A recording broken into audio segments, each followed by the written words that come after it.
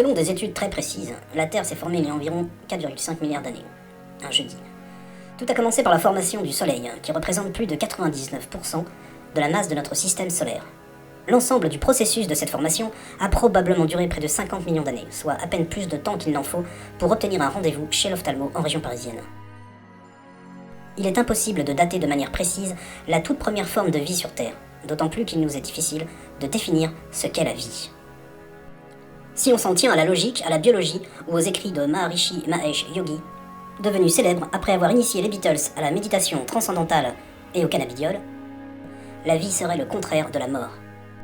Mais rien n'est moins sûr quand nous observons les hordes de zombies qui hantent nos agglomérations, le cerveau en berne congestionné par le progrès.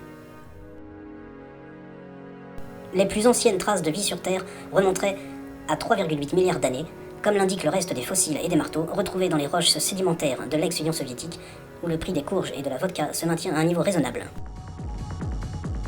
À l'instar du taux d'alcoolémie par habitant et de la ligne de flottaison des sous-marins nucléaires. La vie était exclusivement aquatique.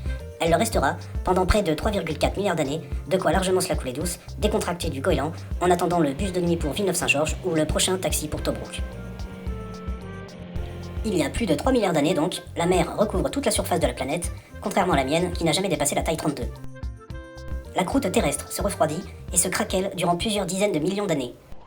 On assiste alors à un bombardement intense de comètes et d'astéroïdes, d'environ 9,5 sur l'échelle de Gaza. Le magma jaillit et la croûte cède. Pour la première fois, de la lave se répand à la surface et les terres apparaissent sur la Terre. Les premiers végétaux terrestres, eux, remontent à environ 500 millions d'années. Mais ce n'est que vers moins 400 millions d'années que l'on trouve trace des premiers animaux évoluant sur la terre ferme.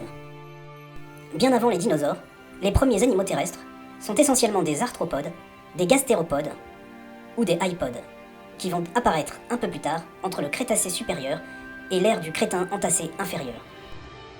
Ce sont les insectes, les scorpions, les araignées, les mille-pattes, les escargots, les limaces, les chômeurs et autres allocataires invertébrés d'obédience islamo-féniace.